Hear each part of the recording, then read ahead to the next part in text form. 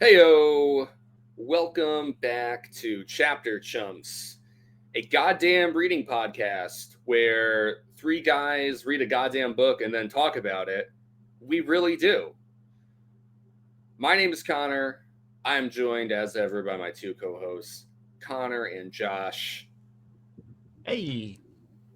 Today on the podcast, we are going to be discussing chapters 6 through 10 of JD Salinger's The Catcher in the Rye. Before we get to all that, we're just gonna. Before we get to all that, can I mention one thing? Yeah, let's shoot the crap a bit. What's up, Josh? I currently have two versions of our stream up on my computer so that I can monitor our actual, see you guys moving in real time, and then also our live stream on Twitch. Yeah. Why is, for some reason, my camera is the only one that's reversed between the two? And I don't know why, and I suspect it might be Connor. No, I think that's just how you are. No, because I think you were just born that way. In both of yours, I'm currently pointing at Connor, right, Mack Connor? above me. It's kind of always been like that, right? And his mic is on the right, and Connor Kelly's computer is on his right, and I'm currently pointing at who I'm talking about. So this is Connor Kelly, that's Connor Mack on the live feed, but on the Twitch feed, I'm completely backwards, and I don't know why. But you guys aren't, and I noticed that last week, and I just couldn't bring it up last week. I can confirm that that's not me, and I am dead serious. I can do other things, but I can't do that. Okay. I can do this. What is that? What does that do? Does that fix anything for you? No, I'm still reversed, but it doesn't matter. It's just something I noticed last week because it's like. Do you like being there, or do you want to switch back? I don't care. Connor's the host, so he should be in the middle, right? Yeah, okay. Connor's the host, so he should be up top. Maybe move the two of us to the bottom. I don't think I can do that. It's got to be two on top, one on bottom. That's normal. Well, that's all right. That's unstable. Connor's good at bottoming. Yeah, I can support you guys. Don't worry. I'm what they call a power bottom, which I think means I can support the other two screens. That's exactly what it means. It means being a good friend. Yeah. Oops. So I'm a great power bottom, if anything. You're a great power bottom. One of the best. That's another band. We were talking about Starfuck earlier. Power Bottom is a band. They were canceled though. I think they did some bad things. Yeah, that's crazy. I remember that. Yeah, they really had a moment there. They did, and it was stylized like PWR BTTM, I think. Yeah, exactly. Yeah, no vowels. Yeah, that was peak no vowel band name era.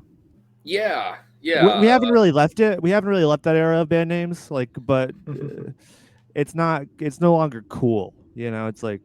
Yeah. What's funny is Starfucker also was no vowels. Or was occasionally stylized that way, so they didn't have to write out fucker. Yeah, you're right. You're right. Yeah.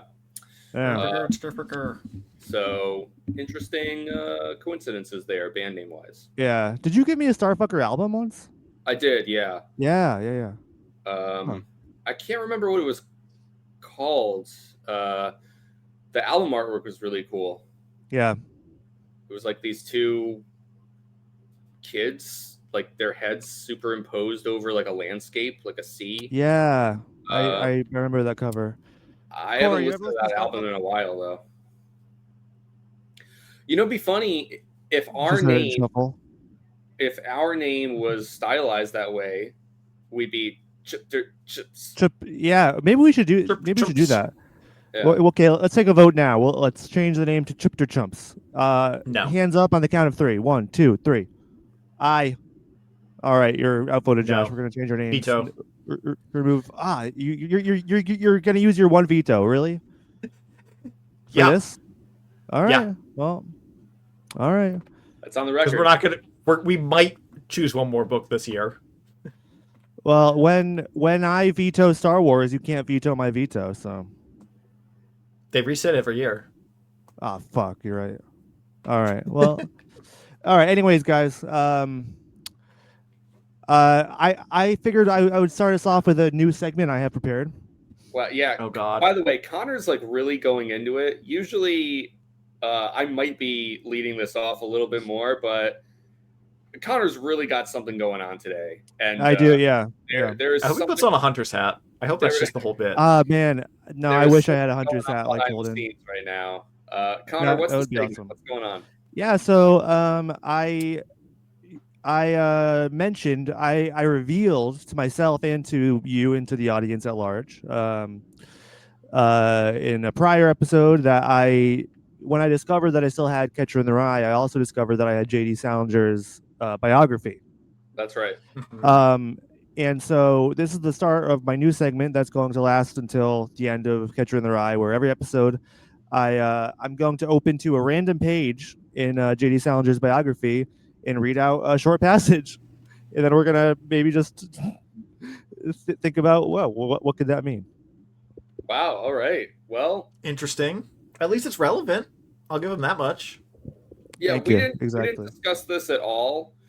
Talk about vetoing. This is an executive decision made by someone who doesn't really have that authority, but I'm going to let it slide. Well, I am an executive I mean, producer. that kind of gets into where we are like today with modern politics. Just pointing that out. So maybe be careful with that. Are you saying I should lay down the powerful bottom? I'm saying co-equal. Co-equal. Okay. All right, because you're not trying to censor me, are you? Josh. Oh, was that directed towards me? No. Okay, just making sure, because might have some backlash going if you tried to censor me. That's all I'm saying. I mean, I'm not the government. Anyways, you're kind of like the government. Okay, I opened it up to Josh is like the government of the podcast. Yeah. All right, we are gonna open it up to page 224, and I'm just gonna read the short top paragraph here. Franny and Zoe, in italics, comma. Salinger made his standard demands: no publicity, no book club sales, no biographical information disseminated in press materials, etc. That's it. Well, going off of that, it sounds like Franny and Zoe is something that he wrote, and Yes, it is. These are his demands for, as little publicity as possible. Because the other thing that you had mentioned, Connor, is Salinger was a famous recluse. It sounds like. Yes, he was a recluse. He withdrew. I mean, I think he was always withdrawn, but later in life, especially, he disappeared. But he was a writer, so he withwrote. He withwrote, correct? Yeah, and Franny and Zoe is one of his works. I've read it. It's very good. Everything I've read by Salinger is really good. Just a little glimpse into the man's life. Look forward to next week when we open to another random page. Yeah. All right. Cool. I like it. Explore the depths of this this hermit's psyche. Much as we are plunging the depths of Holden Caulfield. Exactly. Or I don't know if there's much depth there. I think he's no. I think there's a lot of depth to dive into with Caulfield. Honestly, I actually think there's plenty. So we are gonna be. We're gonna have quite a discussion on our hands. It sounds like there's still some difference of opinion to detangle and discuss. That's interesting. Connor, I was just gonna ask, this Franny and Zoe thing, is this another novel or is this like a short story you said you read? Do you remember? I'm actually having trouble remembering. All right. I think it was a novel, but I'm not totally sure. It's been a long time. It is, yeah. Yeah, it's a novel. Yeah. Gotcha. Okay. Oh, but it's comprised of a short story and a novella. Okay. Yeah. I just pulled up the Wikipedia sense. on it. Salinger was all like, "I'm trying to write my novella." Yeah. Right. And that was the inspiration behind that Corrupted TV deep cut.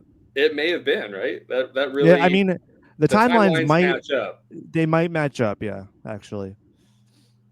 I feel like I remember you talking about like learning what a novella was Yeah, is why it you could like be. worked that into the script. Yeah. No, That's that And then I was taking legitimately could Spanish have been. class, so I was taking Spanish at the time, so that's why I thought the double L had to be the Y sound. yeah. Yeah, no, I mean it's a reasonable assumption to make, really. I mean, depending on the And it made language it you speak, Josh might be right. It's just in English you wouldn't say it that way. That's it all. made it 10 times funnier, so it worked out. Oh, it lives in infamy. Yeah. Yeah, it does. Infamy's the right word, yeah. I mean, we could talk about any number of things that I said on camera when I was a young lad. Oh my God, there are buckets and buckets full. I You have mean, 100 for some food. It would be worse, right? It would be worse, is all I'm saying. So. yeah, I mean the same is true for all three of us. It's really I mean, in one of these days, I want to plunge the depths and just re-edit Producer a band? bunch of video. Yeah, just like edit a bunch, just like make a compilation of some of the We should do like cringy parts. we should do like one of those sit down video review things, like a mystery Yeah. theater. Oh yeah, that would be fun. Yeah, and in a lot of ways, that same spirit lives on in exactly what we're doing right now. We still say a bunch of stupid shit on camera. Did you see? Hey guys, we got a Yeah. comment on I did see Twitch that, yeah. from Polar Knights. As a barber, I love this show. It is every stage of beard growth. Wow. It's a great comment. Yeah, that's awesome. Yeah, I've never thought about us that way, but it makes sense. Connor, how do you feel about being obviously stage 0 or 1? Well, I mean, I obviously have to shave every day. So, because if I didn't shave every day, I would, it would just be there. The screen would be nothing but beard. Like you wouldn't be able to see my face. So yeah, Be like Santa Claus before he turned white. yeah. I'm like Tim Allen in the Santa Claus. Oh, No, I was thinking the claymation version. Well, Mike Bass. I thought Josh was talking about like a Michael Jackson thing. Oh, a Michael Jackson thing? Yeah, No, before he turned white. Then he says. Oh, you meant it as like a race thing. I meant At the time I meant to when say you hit hair. 20ish, you get it. Yeah, I'm waiting to turn 20, and I'm hoping that's when I puberty begins for me. Yeah, we'll see. I'm waiting and seeing. Connor's just like Holden. Yeah. He hates when people ask him his age. No, I kind of love it actually. Because I mean, usually it's very wrong. I'm not saying. Speaking of Holden, this guy got it right. I am 18 and a half. So yeah, finally someone nails it. Yeah. All right. Anyways, without further ado, Connor. Without further ado, let's jump into it. Just like last time, I'm gonna give a brief summation of all 5 chapters, and then we'll discuss this section as a whole. Chapter 6, Stradlater comes back from his date with Jane, and Holden and Stradlater really get into it. They really butt heads, and this leads up to Holden getting socked right in the face by Stradlater. After he's warned like over and over and over again and over again, Josh is like, yep, over and over and over again, and then he finally just gets fucking punched. Chapter 7, Holden goes to Ackley's room. He doesn't bother to clean up the blood or anything. He just like lays on the floor, and then when Stradlater leaves, he gets up, he goes to Ackley's room. They talk for a bit. He lays in this other bed, and he keeps thinking about Jane and Stradlater, and it's driving him crazy. And when he leaves Ackley's, he goes into the hallway, and he decides, kind of on a whim, he's going to leave Pensy Prep that very night. And so chapter 8, we see Holden boarding a train. He walks to the train station. He boards the train to Penn Station, and he gets into this conversation with one of his someone he knows from Pensy Prep, their mother. He's talking with this mom, whose son goes to Pensy Prep. And that's like a whole thing because Holden makes up a whole bunch of shit. And then like the whole time internally, he's like, wow, Ernest's mom is hot. And like that's like mostly the chapter. I thought this was going to steer into he's going to sleep with a student's mom. Right. And that was going to come back and bite him in the ass. Yeah, it did feel for a minute that it could have gone that way. But yeah, it's kind of funny because the mom seems to like very knowingly. It's funny because like in Holden's head, he's like, wow, I said that real suave, like, I'm really nailing this. But like the whole time, the mom, I think, is sort of like, you are obviously 16. She's like, you're offering to buy me a drink? I don't think so. I think the car's closed by now. Very different perspectives happening in that chapter. Chapter 9, Holden arrives at Penn Station and he's kind of buzzing. He feels like he wants to talk with someone, and then he has like nobody to talk to. He doesn't know exactly where to go. He hops in this cab and he goes to the Edmont hotel because he's there at the city to stay a few days before he goes to his parents. He's waiting for his parents to get the letter to say that he's been kicked out of Pensy Prep, and so this is his plan to just lay low in the city. And while he's there at the hotel, he doesn't want to go to sleep or anything. Like he needs something, and he's horny. He's really freaking horny right now too. And so he calls up this woman that someone that he only met one time told him about and gave him her phone number. He calls her up. Call girl. Yeah. Calls her up out of the blue. They have a whole conversation, but it doesn't really go anywhere. It's interesting because at first the woman, Faith Cavendish, is like, who the fuck are you? And then eventually, after she realizes that Holden is calling because she knows some guy from Princeton. Yeah. Then she's like very receptive and she's like, oh, maybe we can meet up for drinks tomorrow. And he's like, I can't tomorrow. And then like, that's it. And he's like, that was fucking dopey. Why did I do that?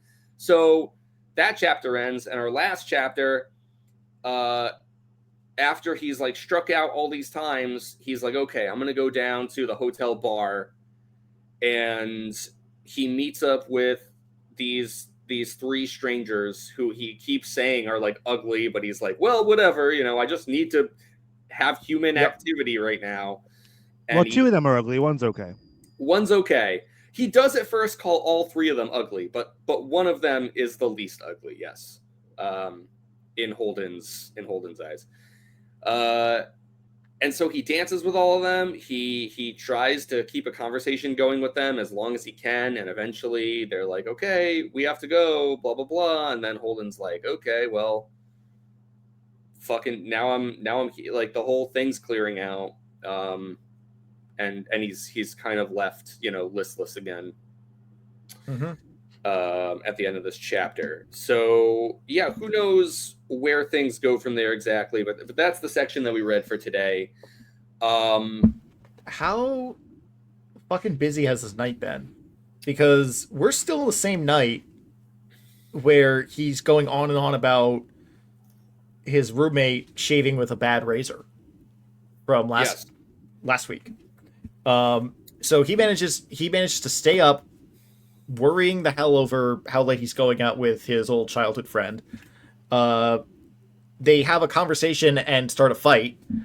Then he goes and bothers Ackley for long enough where Ackley falls back asleep. And then he's just kind of laying there for half an hour or so before getting up and packing and leaving.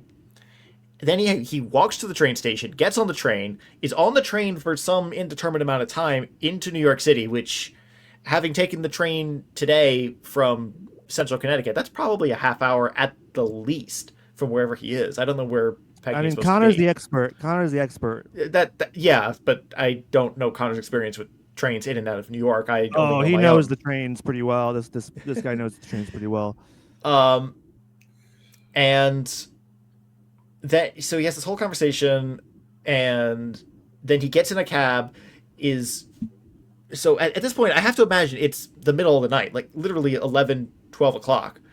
Then he checks into a hotel. I mean, Then he makes the call. It was 11:30 when he was talking to Ackley in Ackley's bedroom, I think. Right. He's like, it's only 11:30, Ackley, man. Yeah. So by the time he gets to New York, it's got to be like 1, 2 a.m. Yes. And then he goes to the club, and the club is there's still people in the club. And well, that's not unbelievable, but yeah. I guess, I mean, I was imagining that kind of place. That's the kind of place that would close down at like 3 a.m. And he's talking about staying there, drinking getting a bunch of drinks, doing a couple of dances with different people. It was a very packed night. Yeah, I think some of these events are happening in, very close succession with each other. So like, I do think by the time that those 3 girls clear out, it probably is around 3. Yeah, because the music has stopped and things are winding down. I think he's probably been at the hotel bar for maybe an hour or an hour and a half tops, really. Like he probably got there at like 1:32. Because when he calls up Faith, she doesn't say exactly what time it is either. I think she has some kind of comment like, do you know what time it is? Or like, yeah, it's just like ungodly early in the morning. Yeah. She was clearly asleep.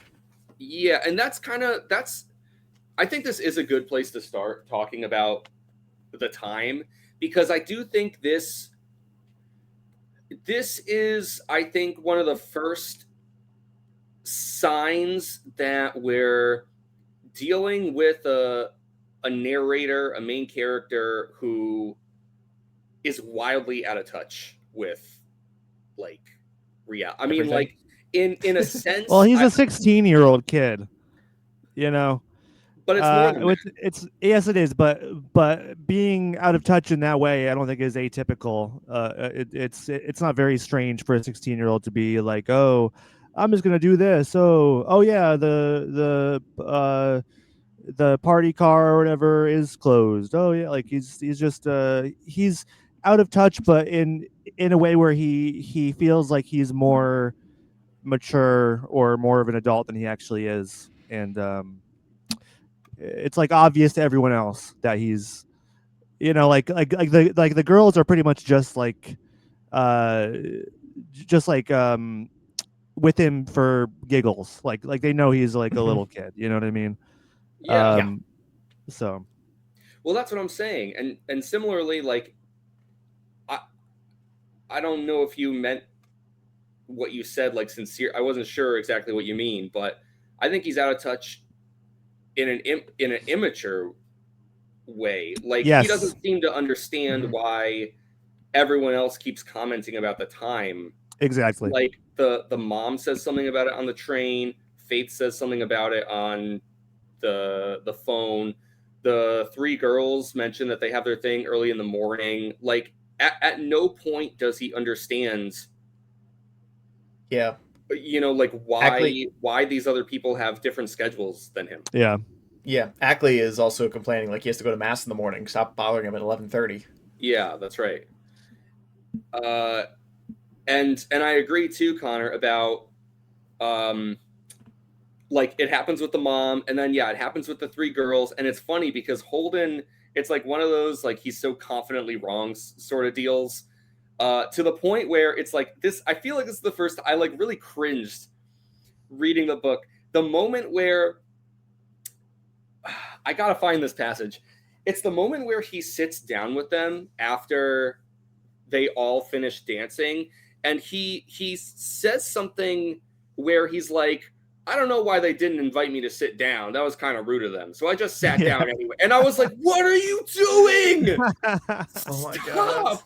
Stop. Do not. And not even drunk. He's fucking sober as hell. Like, yeah, he's just had 2 cokes. He's just a fucking idiot. And so, I mean, this really was the first time reading the book where I felt like, oh, like Holden's an unreliable narrator. This is the first time you felt that? Well, I mean, I think it's the first time. I don't know. It's been this like Well, he has had very different opinions from the other characters he interacted with in the first 5 but this chapters. is the first time he's been around like actual adults, really, besides a teacher. Like, he's kind of positioned himself as an outsider from the students, and like you can kind of imagine like they're annoying too because they're so young, you know. So he actually might be like a bit of a big fish in a small pond, or maybe just as like, you know, you can kind of like reason yourself into thinking, oh, maybe he is like more mature in some ways than the rest of his classmates.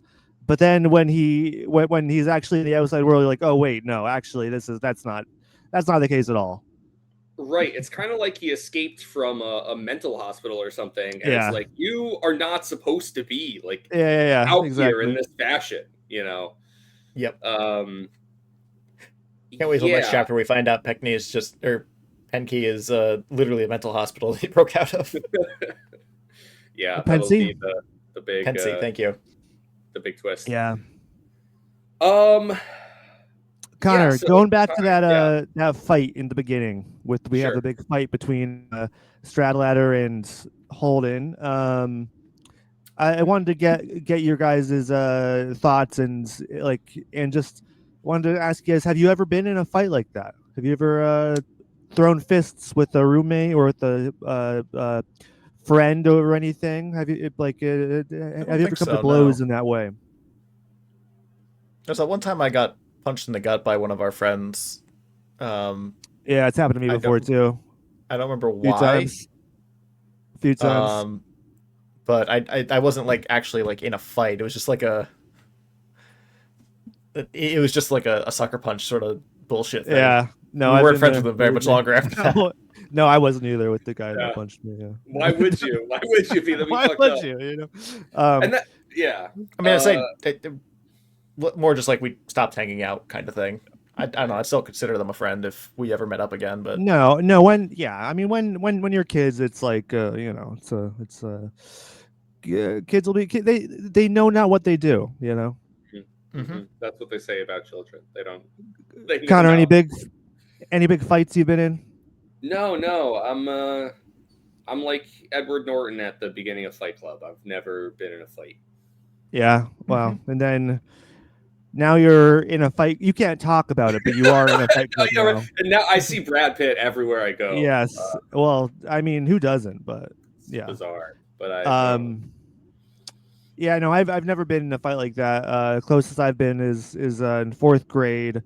In fourth grade, Josh, do you remember? Because you were in my class in fourth grade. Yeah, we were in the same class. That's why I'm making faces like I have no memory of whatever you're about to talk about. It was nothing. But do you remember Chris Walrath? I remember him. Yeah. Yeah. Well, I think I think it was like we were fighting over who got to be the line leader. Dude. And we were just like pushing each other and stuff. Like that's the only time. That's the only it's weird, like, thing. But the thing is, with line leader things, I remember that mostly being like we would line up as like almost always in alphabetical order, and neither of you are in the front of the alphabet. That's why I was always in the middle of the line. It was because I always the middle of the alphabet. We had a line leader selected. I do remember. I do remember that. Yeah, I do remember that. It's like 20 years ago now. So who? I'm pretty sure. No, and I do feel like it was me. I think he was. I think he was in the wrong. I still do to this day. And if I see him, but again, who the fuck cares? It was 20 years ago. See that motherfucker. I think it's Connor is obviously the unreliable narrator here because we're getting a very uncharitable picture of this Chris guy. No, he was nice. We were friends after that too, but for a minute, I have no idea what he's up to. If you're listening, Chris, let us know. Yeah. So no one here's ever been in a fight. And Holden's barely been in a fight. He says he's had like 2 other fights, but he's never won a fight. And he's judging how this one went, I don't think he's been in a fight. I think he's just lost fights. Right. I don't think he's participated other than that. He's just been fucked up. Yeah, I do think that's what he means. Like he's been hit in the face, right? Yeah. before. This moment, I don't know. There's a few things about it. One, um, I don't know. It's weird because it's like Holden is intentionally being really annoying and obstinate. Um, and he knows exactly who Stradlater is, and he knows he's. I mean, I think in a sense, Holden punches himself in the face in a weird way because, in Holden's eyes too, Stradlater is kind of an idiot, and so Holden knows exactly what buttons to push and what to say, and he could have easily avoided the whole thing, but it's this weird combination of like Holden can't stop himself, which Nope. is like the whole deal with him getting kicked out of school and everything that's going wrong. It's like he can't stop himself, one. And two, uh, like Josh was pointing out last episode, he's self-sabotaging. He's choosing to put himself in these situations, and I think he kind of revels in it afterward. Like he intentionally doesn't clean the blood up, and what's the first thing he does when he goes off the floor? He walks over to Ackley's room, and he has this line as well where I think he kind of tries to write it off as like, oh, I didn't care, I was so nonchalant, but I kind of felt like Holden wanted someone to see him covered in blood. He wanted Ackley to see him. He left the school the same way. You know what I mean? Like, he's not trying to hide it. I think he's trying to show off that like this happened as well. And it sort of goes back into the whole thing of like Holden is also a bit of a phony and a bit of a hypocrite, and he's also wearing this mask that he accuses everyone else of. It's like, so there's a lot of things I think wrapped up into just this one punch. One punch. Yeah, no, I think you're spot on. Yeah, because he, I mean, like every time he hits the ground, he just keeps on going, keeps on calling Stradlater a moron, and like, yeah, like he definitely he's getting what he wants out of this interaction, rather than like reflecting on his feelings for Jane or like doing anything. Yeah, he's just redirecting those emotions into the only thing he knows how to do, really, which is like be annoying. Yeah. And yeah, no, and so he's getting what he wants out of that, and then yeah, then he goes over to the most annoying guy he knows, his friend Ackley, and then annoys the shit out of him, and then fucks off to annoy other people all night long. Like that's just kind of his MO. And as a recovering annoying guy, I can I never pushed it that far where people would punch me and stuff, but thank you. Yeah, well, I mean, actually, now that I'm thinking about it, Josh, there are some we could. I may have spoken too soon, but but yeah, I know exactly what he is doing.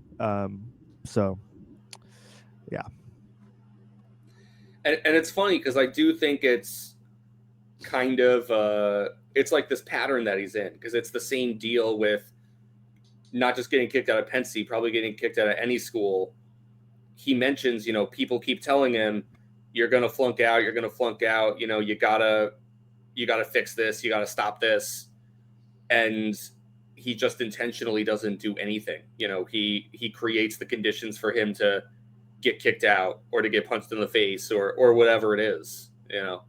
Yep. Yeah, and I mean, obviously it's he just doesn't know how to like regulate, or he doesn't have like healthy coping mechanisms. He has no idea how to like or anything or habits. Yeah, and I mean, it's not like he's like a soup, like it's not even like that he's a super angry person. He does get angry, but like there's just such an undercurrent of sadness throughout this entire thing that Mm-hmm. is just under the surface, just bubbling. Yeah, and you know that informs everything he does, really. I don't know. Yeah, so that interaction with Stradlater was I mean that's the most intense like I guess Event of the uh story so far. yeah, and really kind of paints a or gives us, you know, a more full picture of like, oh man, this guy actually is like unwell. Mm-hmm. Yeah. Yeah. And sort of on that note, there's I kind of mentioned this too with like some of the stuff he says or does with these other characters, and I really felt myself cringing. Like, um, there was a small moment like that in this chapter where he keeps mentioning to Stradlater. He's like, "Did you even give her my regards?" You know, and Yeah, and yeah, he's like, "You don't even care that she puts her kings in the back row, do you? You don't even care about Yeah. that." Stradlater's like, "What the fuck are you talking about?" I thought this was just a phenomenal moment because I think it sort of goes back to what Connor was talking about, the Seinfeld feeling of like this intense hyperfixation on like a mundane pleasantry that just destroys your ability to like uh-huh. exist in polite society. It's because Yeah. all the time people are like, "Oh, you know, tell so and so I said hey." I'm sorry, almost pretty much never in my life have I ever been like, "Oh yeah, you know, so and so says hi." Yeah. And that's usually, unfortunately, I think that's kind of the accepted response in at least in like American society. Someone goes, "Hey, tell so and so I said hey." You tell them, "Yeah, totally, man, we'll do. Have a good one." But Then then you completely forget. them, no, it's not that even you forget. It's that you don't Yeah. do it because Right. why would it would be unhinged to just be like, "Oh, by the way, so and so says hey." You say 99% that of people don't do that. you do say that. I have actually been making an effort to say hi to pass those people's regards on if I Yeah, remember. Josh, that's because you're unhinged. You're absolutely, according to Connor, you're absolutely Yeah. unhinged for doing that. Josh, I recognize I am not normal, but I'm a few steps before unhinged. you gotta take a look in the mirror, buddy, because this book might be revealing some hard truths. Well, I can't because which one's the mirror, Connor? I have two different versions of myself on the screen right now. Good point. Yeah, no, you're split. You're split. You've got your shadow self staring back at you. Yeah, I gotta shave one side and just be goatee, and the other side's clean shaven. So yeah. it's like half That's a regular good- me, half mirror universe. Nice. That would be a good look for you, actually. It would look terrible. Holden Hawfield. Yeah. I don't know. I just thought that was funny. There's a few moments of dialogue I'll probably point out as we go on, but I just love that. He's like, "You don't even care that she has her kings in the back row. You don't even fucking care about that, dude." Yeah. Stradlater's like, "What is like- wrong with you, man?" Yeah, like who would care about that? I mean, Well, the I mean, I thing is, I'm sorry. I can see Connor, that go being on. cute. I can see that being kind of cute if it was like a love story in some ways. Like, oh, I recognize you do this, and I like that about you, kind of thing. But it's not what that is. It's just him hyperfixating on one detail that he remembers of this girl that he kind of likes, and he doesn't realize that he likes. Yeah. I mean, in his eyes, though, it's like Stradlater doesn't care about her as a person, where Right. he does, or he thinks he Yeah. does. So It feels very much like the internet meme of like, why do women go for the assholes? Mm-hmm, I would be a much better person, and they're like the worst person you could imagine. right. That's what that whole exchange felt like to me. Yeah, I think it's similar for sure. yeah. And I think Connor's right. It's like that fact is like indicative of, yeah, like Holden's like, well, I'm like deeper than all you fucking phonies. You don't even really see Jane for who she is. All you did was give her the time in the back of Ed Banky's car. Yeah. You don't care about her. Meanwhile, he's sitting with his feet soaking in a kiddie pool, complaining about everyone else being too shallow. Yeah. Yeah. We'll have to get more into that. But anyways, so that was the fight. And then he goes to Ackley's room. I did want to talk about Holden and Ackley's conversation a bit, because this was like another interesting kind of deal where, yeah, like Holden keeps having these very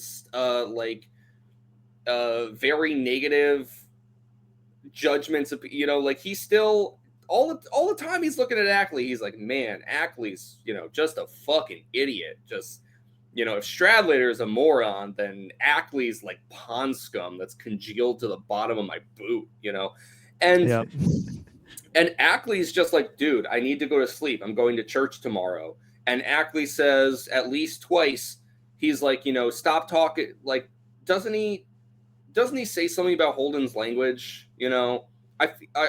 Or it's not about his language. It's about Holden, I think, wanting to like run off and join a. Yeah, he's like, hey, don't insult me all you want, don't insult my religion. Exactly. Don't insult. And like, I feel like that gives us this other like glimpse into the deeper life of Ackley, who's not just this surface level pimple popping freak. It's like, this is a kid who's devout and takes his religion seriously. And I feel like there's a lot of I don't know, like implication or speculation you could do on like Ackley's character. Like that complicates Ackley as well. He's not just like some fucking goon. This is serious to him. And Holden just skims right past that. Yeah, and that's kind of like a microcosm of like just how he views other people. Like I don't necessarily agree with Josh that he doesn't have depth, or that he's I may be being a little facetious, but that's certainly how he views most of everyone else. He, and then especially him speak, thinking about that woman's son, Morrow, or whatever his name was. That definitely it's like, and then like creating his own depth with these lies he's telling her, this guy's mother on the train. Like, you can tell he well, because he's like he really only thinks of himself. Like he's the center of his own world in an unhealthy way, I guess. Mm-hmm.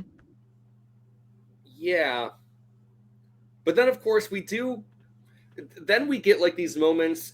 It was like the beginning of chapter 9 or 10, one of those last chapters, where we get at least 3 or 4 pages dedicated to him talking about his younger sister.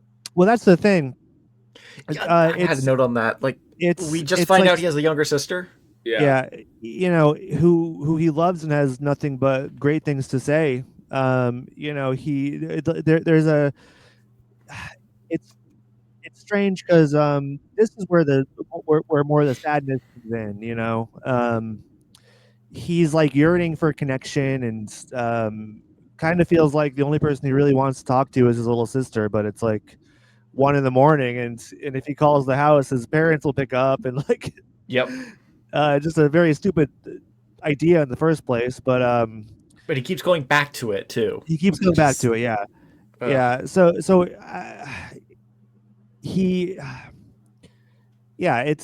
not that he doesn't care about anyone else.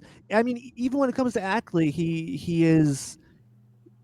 I do think he genuinely likes him. Actually, I think he likes his company, and like he enjoys the back and forth they can have. He and he enjoys being annoyed by him doing certain things, and their kind of rapport. But it's only coming back to these people that are like unreachable to him that he seems to like be fond of or to have good things to say about, where it's either his dead little brother or his little sister who is asleep. Mm-hmm. Yeah, true. And kind of like connecting that to what you said last week too about how Holden's perception of his brother Allie, who's dead, it's like, how skewed or warped is that based on Allie not being able to damage that like mental image that whole. And I think the same thing with his sister. It's like, well, in 5 or 10 years when his little sister's older, she starts having more opinions and independent actions. It's like, where, is there some inevitable point where someone will always do something that Holden perceives as, phony or bogus or contradictory or annoying, or, it's like, is it just like a ticking time bomb to like ruining your good graces with him in a way? I think so. I think until he has some sort of self-reflective moment, I think that will always be the case. I think they will always sell out, or I mean, except for Allie, because he's dead. But yeah, no, I think that's exactly it. I think that's the kind of person that Holden is at this point in his life. Yeah. Hey, sorry, I think Josh froze. Are you there, Josh? Did I? Yeah, I'm here. Can you hear me? Oh, his video froze, but I guess his audio is still here. Okay, I just wanted to make sure. Unless he's staying very still and not. Oh, he's gone.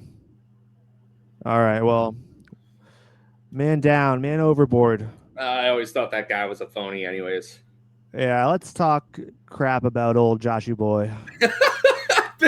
Connor, I've been having so much fun just saying stuff like Holden Caulfield now. I know. I woke up and I saw your text messages, and at first I was like, oh yeah, that's just Connor. He just talks like that. And then I like reread the text messages, and I was like, oh wait, no, he's doing Catcher in the Rye. Yeah, he's being Holden now. Yeah. All right, Josh is back. Let's add him. I've even sorry about that. It's all good. It's all good. I've even, Josh, I was saying how I've been having a lot of fun using Holden's yeah, I heard you the whole time until like the last 5 seconds. I could hear you when my camera cut out. I was trying to like restart it, and it just said the camera wasn't connected. So I was like, I guess I got to refresh this page. I gotcha. But I could hear you the whole time. Well, that's great. It really is. And I did have the thought, like, oh man, this is not gonna stop. Like, it's gonna be a while until Connor gets this out of his system. Yeah, I mean, yeah, that's gonna be at least through Christmas, I think. I mean, whenever we finish the book, we'll see. But and this is the movie to go through with this book. To spin that into an actual point, though, like the more I read this book, the more you pick up on those things, and I do think it's another cool look into like who Holden is and how, like, I feel like it's another weird symptom of whatever the fuck he has going on, because again, he makes a point of saying how it's annoying that people are always repeating themselves in those first 5 chapters. And eventually you read through the book and you realize like Holden's not going to stop doing this either. He's going to keep ending sentences with "it really is," or he's going to keep starting them with "what I thought I'd do was," and then like all of these little speech patterns or quirks, they kill me. They kill me, right? They kill me. It really does. It really does kill me.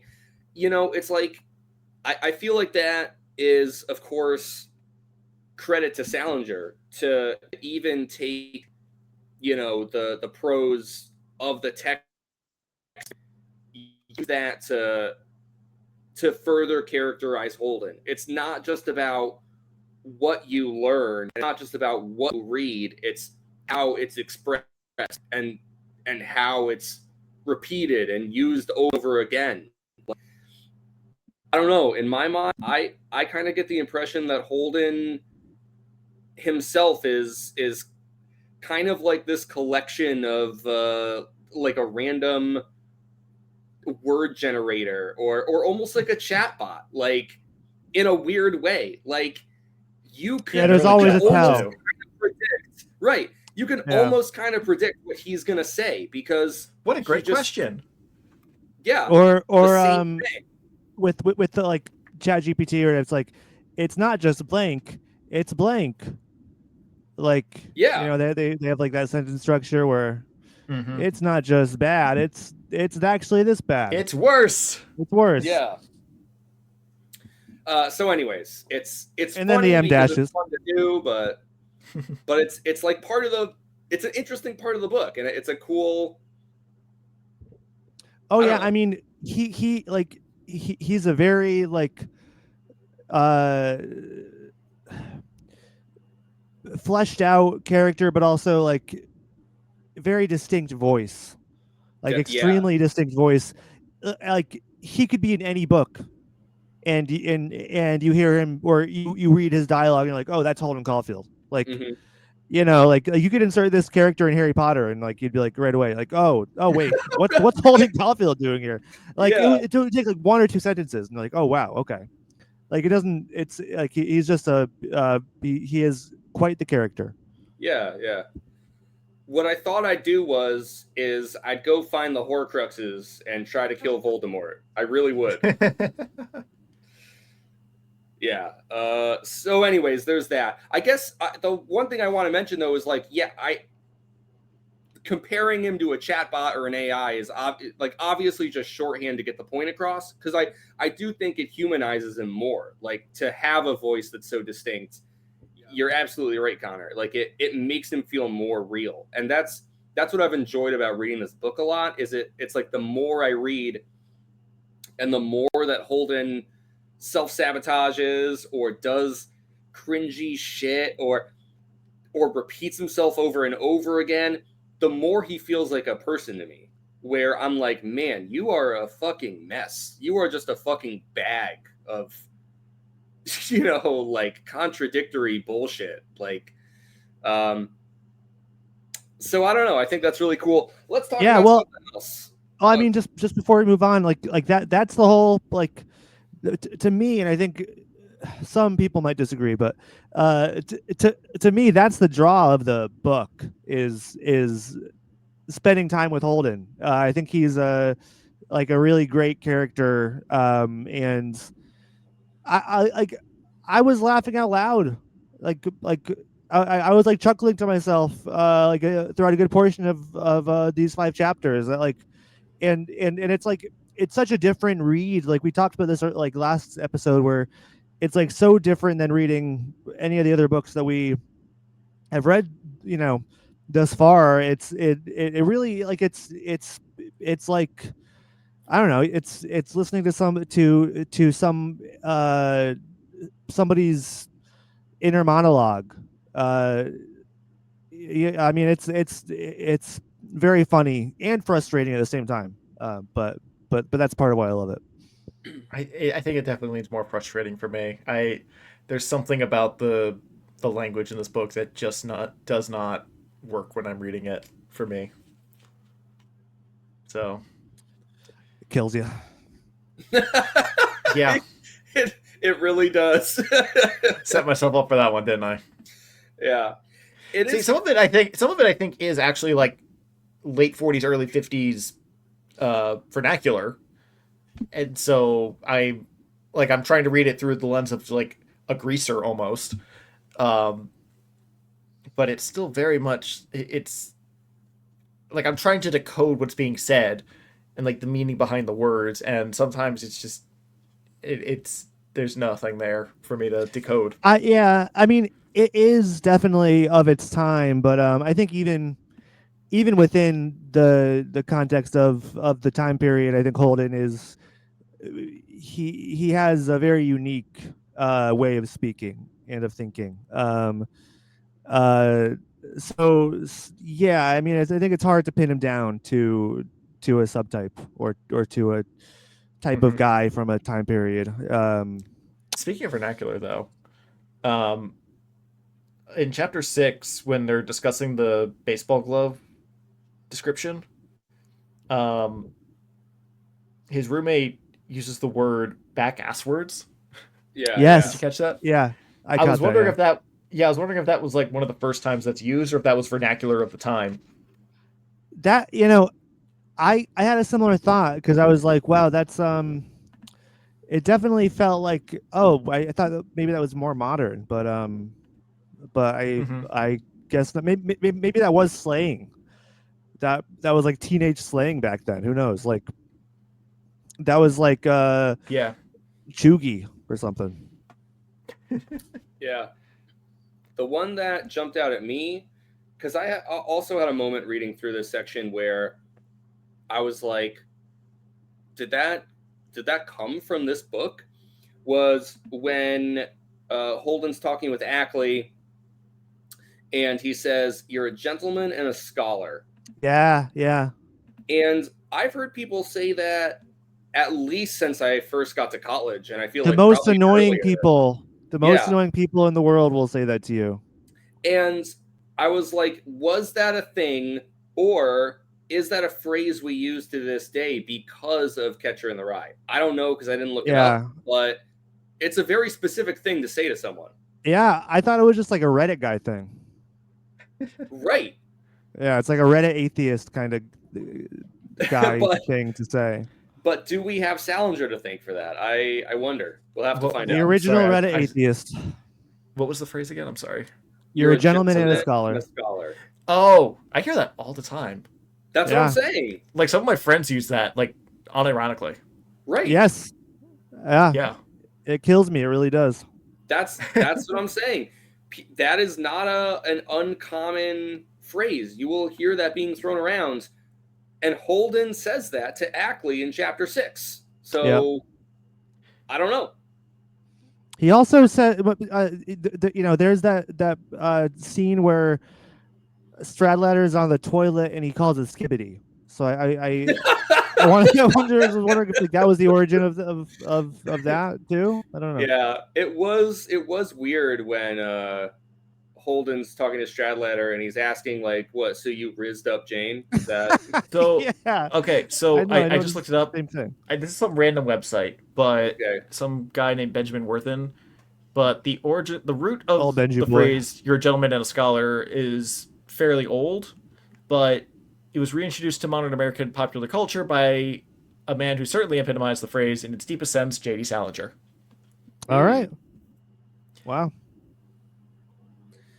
So it sounds like he didn't come up with it, but he certainly coined the phrase or popularized it. I think he popularized it. But this is a fairly extensive article, and I can't speak to its veracity. But it is pointing to like the 18th century as possibly when the phrase originated. Yeah, well, we'll take your word for it, Josh. We'll take the article's word for it. Most things. Hopefully, we're not spreading misinformation. We're taking Benjamin's word for it, but yeah. We're taking Benji's word. But like, moving on a little bit, I want to just make a note. Like, so Holden's big idea is, I'm going to spend some time in a hotel. Mm-hmm. I need a little vacation. My nerves are shot.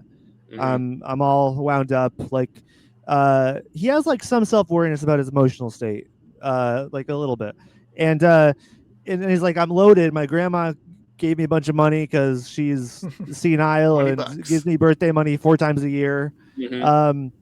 And then he sells his typewriter. He wakes up another kid in the house and he's like, hey, how much would you buy my typewriter for in the middle of the night? Yeah. And this kid's like, I don't fucking know. Like, I don't know. What? Like, what? And then he manages to sell it for $20.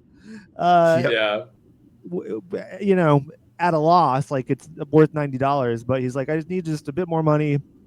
I thought that was very, very funny. And then he fucking like he like screams, like what is he's like, see you later, morons, or something on his way out of the house. And I mean, I don't know. It's just he's like very much like in like if he was raised in the 70s or 80s, he would be like a punk kid. Like I feel like he would be like I think he would get into punk.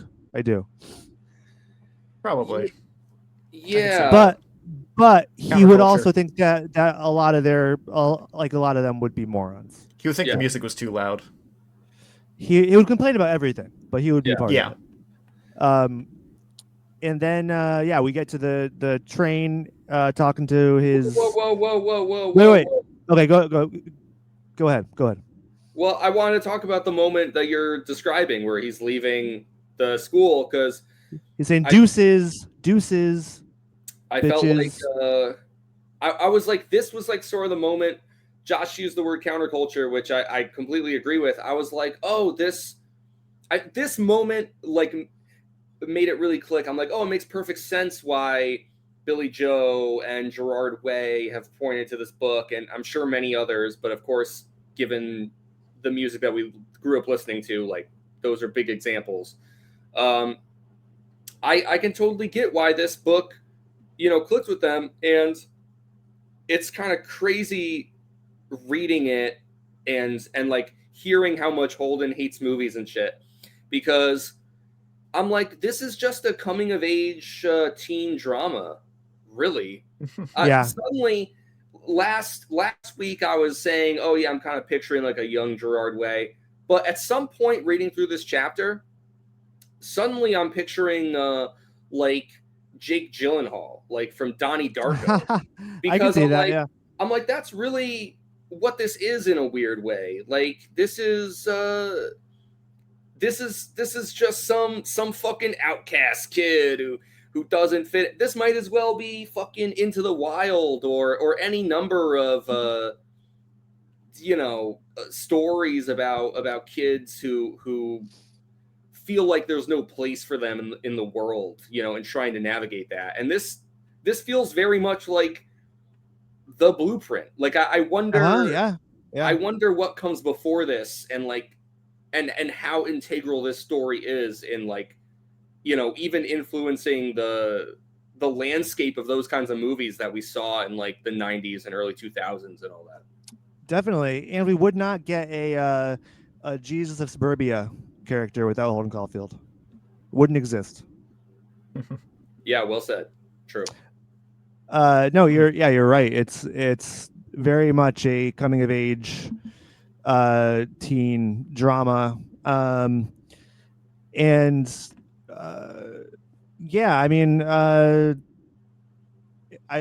mean, I'm sure that this kind of story has had to existed, in some form for like Definitely centuries, or like it's like a long, like like in the modern sense, maybe could be one of the first. And you said that. My first thought is, I wonder if Shakespeare wrote something like this. It's quite. Unfortunately, the only possible. Shakespeare I've really read has been Macbeth and Romeo and Juliet. But I want to say maybe Hamlet might be similar to this so far. Yeah, maybe. I don't.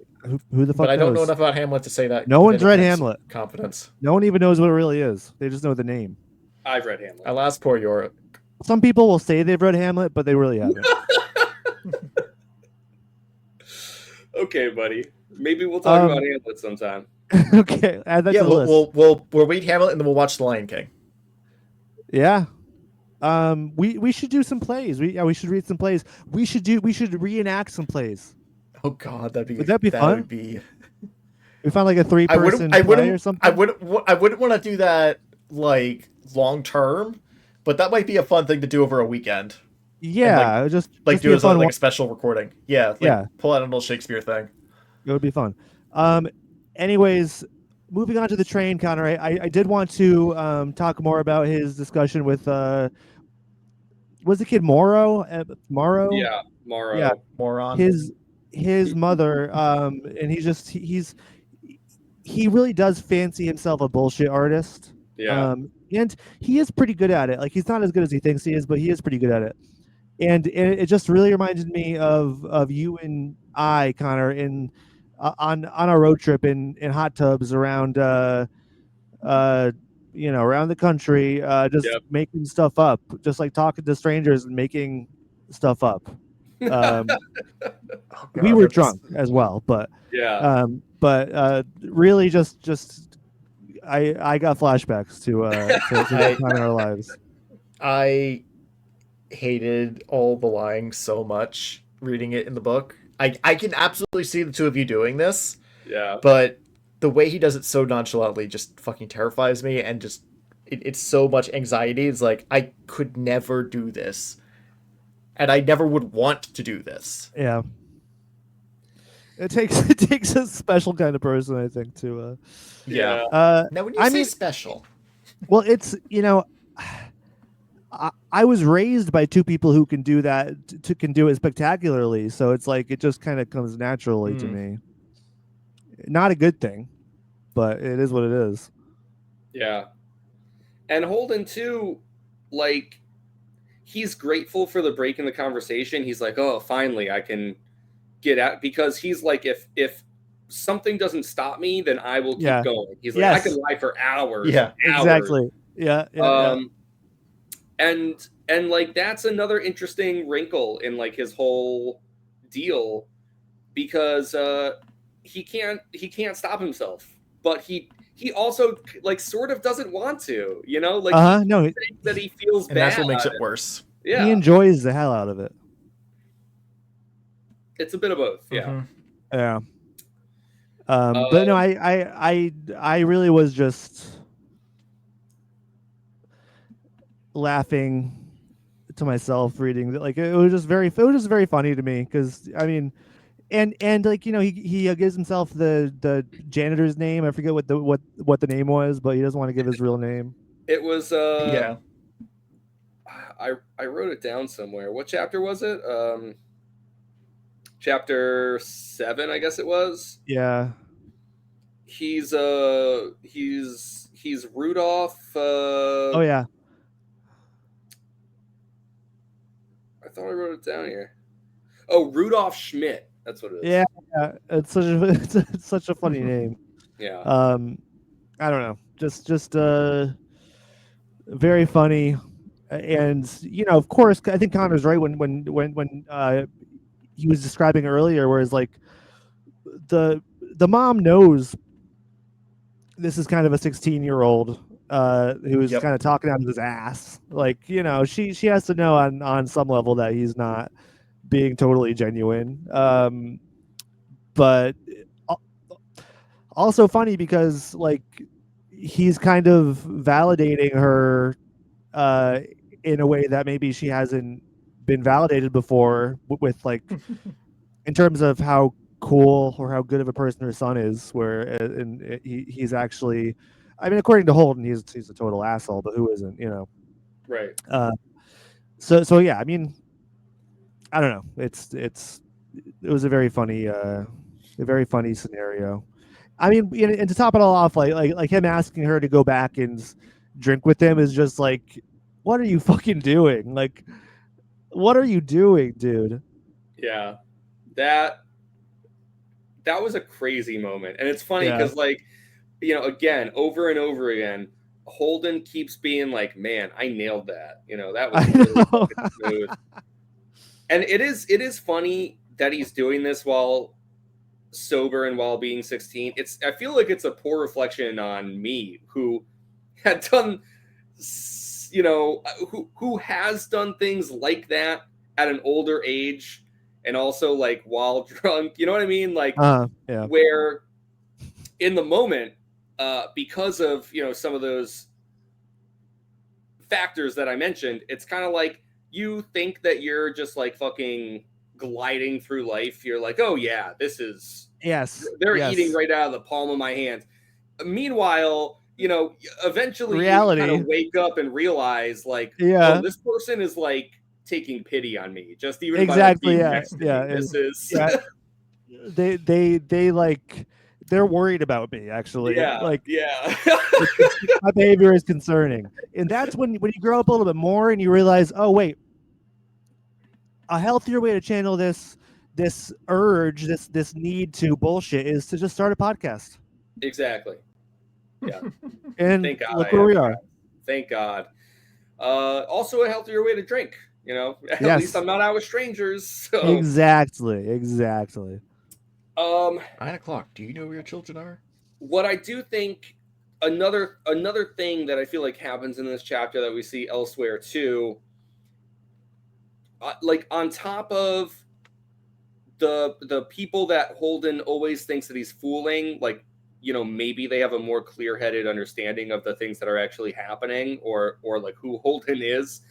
The other thing is, you know, I don't think Holden realizes what people are getting out of him, even if it's small. And I felt like with that interaction with the mom, you know, she gets a cigarette from him and she kind of looks around like, is anyone going to see me like taking a cigarette from a 16-year-old kid? And Yeah. I'm not, but you know, it's like she obviously had a night out too and she's looking to unwind. So she's like, whatever, I'll shoot the shit with this kid. And, you And know, I mean, she is enjoying hearing stories of her son. Like that is yes, yes, that's a legitimate part of this. right. That's perhaps the bigger thing she gets out of it. And then later, with the three girls, I thought it was funny the way that chapter wraps up. Holden's like, huh, you know, kind of inconsiderate of them not to even offer to pay for their drinks, but you know, Yeah. whatever.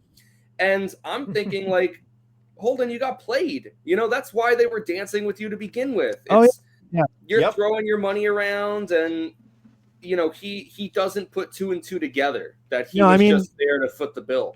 yes. And Yep. speaking of starfuckers, like the whole reason they're in the city is like they're like, oh, maybe we'll spot a celebrity, you know, and Yes. like they're not interested in him whatsoever. And he Nope. does realize that, like he does fuck with them at a different point where he's like, oh, look, it's a movie star, and they're like, Yeah. what, where? But he doesn't like realize that it's like that yeah, they're not interested in him for him at all. They're there for totally different reasons. It's not that they're disinterested, not that they're like disinteresting as people. It's just that they're not interested in him at all. Right. You know, Right. Right. like They're still. it's not that they have no very much personality. like- It's not that it's that they're just not going to show it to a 16-year-old kid. They're just Yeah. like, oh, this guy's here, like, you know, might as well just like, this place is boring anyways. There's not even anyone cool here. We might as well just let this guy talk at us. Yeah, they were trying to blow him off the whole time too. Like half the time he asked them a question, they're like, "What?" Yeah, it's like if this kid's not going to leave us alone, then he might as well just pay for our drinks. Right. Yeah, and he takes that as them being like really vapid and insincere. Yes. But right, it's like it could just be they don't, like you're saying, they don't give a fuck about him, and that's like confusing for him. Exactly. And yeah. I think like there's all of these kinds of like not contradictions, but like, you know, Connor, you kind of had this thing before where you were saying like, oh, it's not that Holden's like doesn't realize, right? Like, and we talked about that last episode too, like the way that Holden is perceptive and realizes these things. I think that maybe Holden's biggest mistake so far is that he thinks that by being perceptive about certain things, like noticing that the mom is very interested in talking about her son, or noticing that the three girls at the bar are looking for famous people to you know, rub elbows with or whatever, he thinks that by noticing those things, he has the upper hand in that situation. Yeah. And it makes him so overconfident that he's blind to the ways in which those very people are also using him and also Totally. see through him as like this kind of fake or two-dimensional kind of person that they see him as. Yeah, that's absolutely right. Which is like not weird for a 16-year-old to you know act like that. That's not a phenomenon for a 16-year-old to act like that or but with his other like proclivities and like antisocial leanings, it's like a combination that just like makes him off-putting and strange, I guess. Yes. Josh, I wanted to ask you, I feel like the part that we haven't really talked about as much yet is Holden arriving at the hotel itself and then the conversation with the woman on the Faith. phone. Yeah, with Faith. Anything about that section that you wanted to mention, or like, what did you make of all that? You know, I could not imagine doing anything that he did in that. Aside from checking into a hotel. Yeah. He was people watching people across the like the atrium, I guess, in the hotel who failed to close their window blinds, and I mean they were some weird descriptions there, or strange, and I mean going back to what you were just saying, like they could see him too. They weren't watching as intently as he was, but they could see him just watching them. Yeah. If they so chose. But that he remembers just out of the blue this literal call girl that a guy he met once from Princeton at a mixer, I guess, told him about, and for some reason gave him her phone number, and just decided to call her at like 2 a.m. And I am just like, how could you possibly think that was a good idea? How could you ever do anything like this without any sort of anxiety or regret or like thinking about it? And the actual conversation where it does feel awkward, but not like, no, it seemed like he was doing a decent enough job lying his way through that at least. But I think the tell for me was that she didn't open up until he mentioned he talked to somebody from Princeton. So I think she thought he had money. Yeah, that might be the case, and I don't think he did a great job at bullshitting her, especially he like puts on a It wasn't a deep great, voice. but it was better than it was better than previous, I think. I don't know actually if it was. I think maybe without the visual component of him being like having the gray hair and whatever, the way he holds himself, his height or whatever, he mentioned. I don't know if it was as effective because she like pretty much right away she's like, "How old are you?" Yeah. But I think you're absolutely right that the Princeton kind of name drop is she suddenly gets very interested and wants to meet up with him. Yeah. And just how he seems to think at least she's not a call girl, she's not a prostitute, but she does kind of like having sex apparently. Yeah. And that's why she's he very called her. easy, very loose.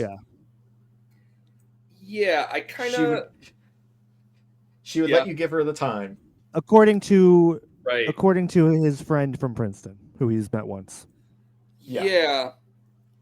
Which You need to get fresh stuff.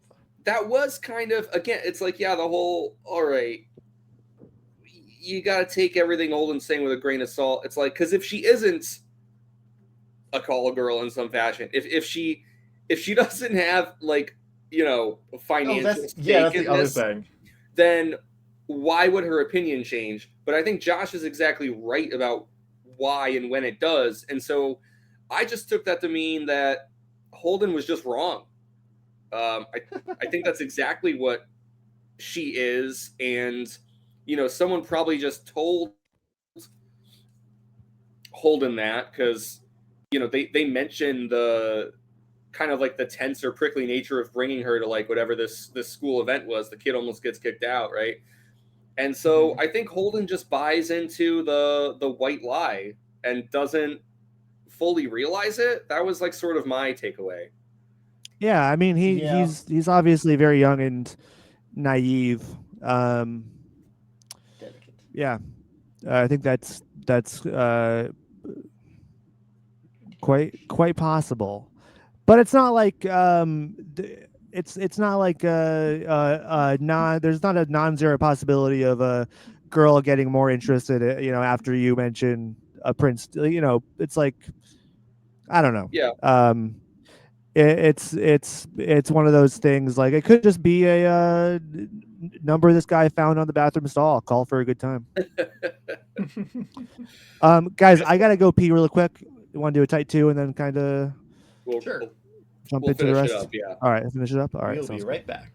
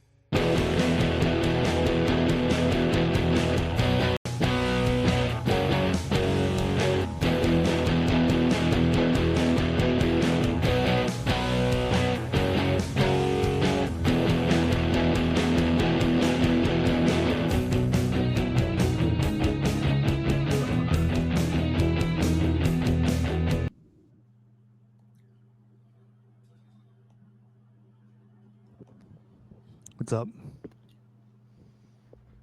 Hey. Yo. Connor,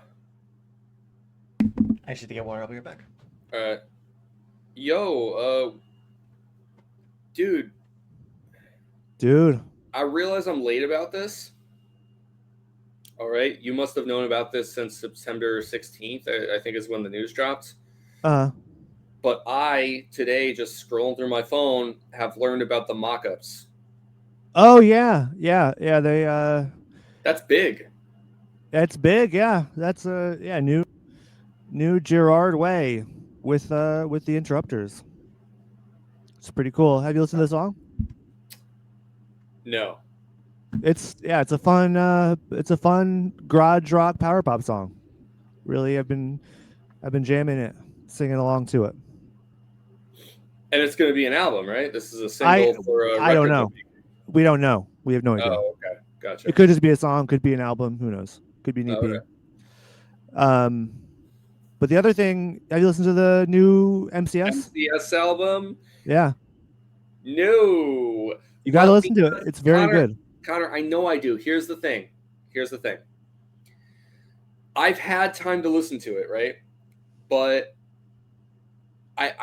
it's not an album I just want to listen to when I'm like driving to work. Yeah. Or doing the dishes, or I feel like, this is this is like a kind of a milestone sort of record, Yeah. And I haven't set aside the time to like, I feel like I need like a focused initial listen to it. And I don't want to just throw it on like some other record and just be like, oh, okay, So anyways, that I haven't listened to it yet, but it's on my to-do list. That's all. Well, when you get around to it, let me know. It's very good. I've been with nonstop almost. So it's good. I actually got shit. Josh. Connor Kelly, there's a music thing that I think you'd enjoy that I recently discovered. It's called Zelda Hurdle. What's as that? in herd and wordle put together. Okay. Yeah, and what it does, we play Hurdle a lot over here. Cora's really good at Hurdle. Right. Okay. So yeah, this one's Zelda themed. So what it does is it plays. I don't know if you'd be good at that one. Any like Zelda music, not just like the big music that you're familiar with, but it's like the shop theme from Three Swords Adventure or whatever, Four Swords Adventure, or Triforce Heroes or something, or like there's Cadence of Hyrule, which I never heard of. There's the fucking Super Smash Bros. Ultimate mixes in there. And it'll start off playing like 1 second, and you have to guess 2 seconds, try to guess, and it'll only tell you if you got the game right or you got the whole track right. And it's sometimes it's bullshit because the first like 5 seconds of the song, because it just starts in the beginning, might just be silence or like close to silence as like the track is building and you have no idea like what the fuck is going on. Yeah. And then there's other ones where it's like I hear the first half second of it, and I already know exactly what track it is. This is something you play it online browser. Yeah. Send me the link on Instagram or something. I don't know. I'll check it out. Okay. Will do. All right, let's jump back in, guys. All right. 3, 2, 1, go. All right. Well, boys, we're back. Let's get to the final part of our discussion here. There's definitely some important things we haven't touched on. We've talked about a lot, but I think there's a couple things we still need to get to. You know what I wanted to start with, and then we could, please, if there's something that either of you would like to mention, we'll go from there. But when Holden gets to Penn Station, we already said first thing he thinks of like people he wants to call, and then he comes up with these excuses or reasons why he doesn't or he can or whatever it is. And then like same thing when he's like in the cab driving somewhere, he's like, oh, I can't do that. I can't go to my home. I got to figure out what, like, he's not thinking about these things. Anyways, it was very clear just how isolated and I think in a sense lonely, whether Holden really feels that way or not, he actually is. And this was another really I think interesting. doesn't he say he's lonely? Doesn't he think that? I didn't really remember Before he leaves the school, I think he thinks that to I himself. think he does before mention he being lonely. leaves Yeah. at school, yeah. But then I felt like, just like with so many other things, it seems like there's no moment of connection or realization or understanding. Like when he gets to Penn Station, he himself describes how he stood in a phone booth for 20 minutes without making a single phone call. If you walked by someone in a phone booth who was not using the phone for 20 minutes, you would understandably think that person is a fucking lunatic. Or at least inconsiderate, because what if someone else wants to make a phone call? This is fucking early 50s. People are using payphones.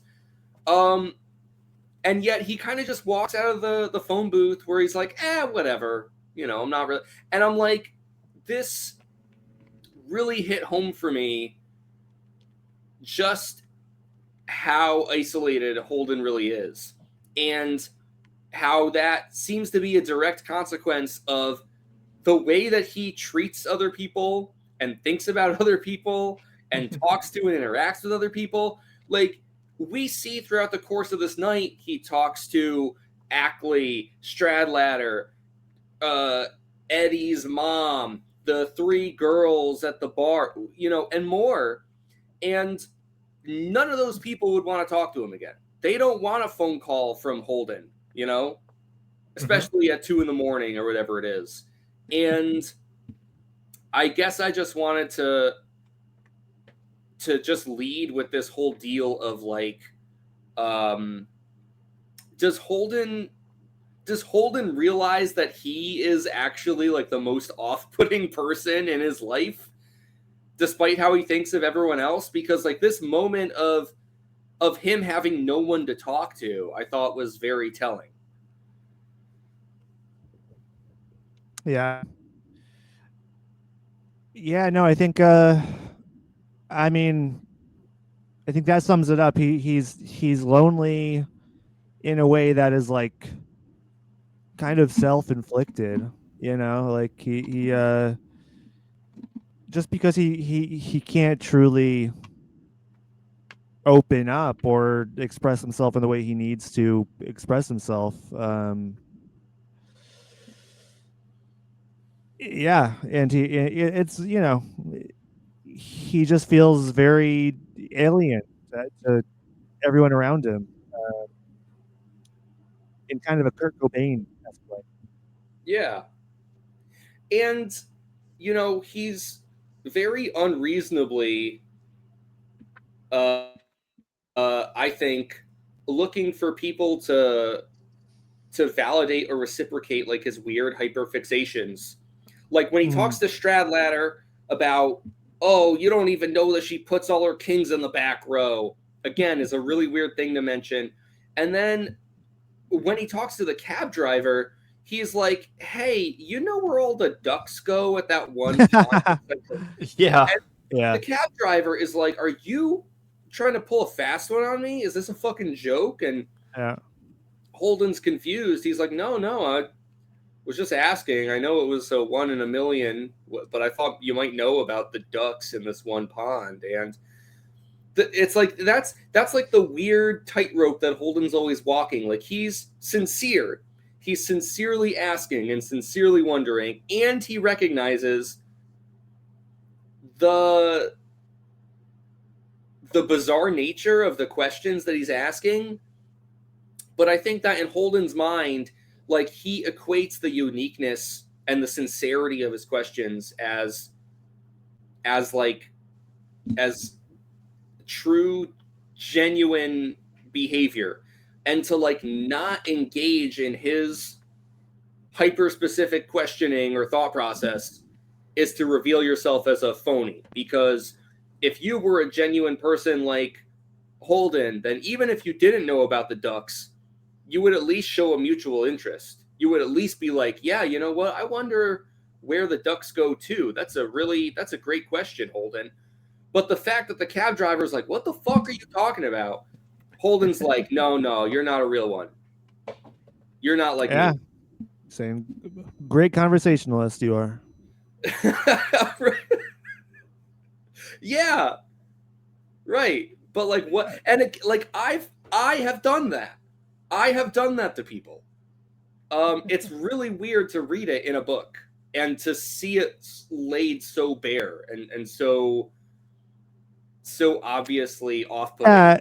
I mean, and the thing too is like, I mean, he's not like, I don't know, he's not always wrong either. Like in his summations of people, and like people are just typically rude and disinterested and anything but polite niceties. Like, and I'm sure that was true back then too. Like, but like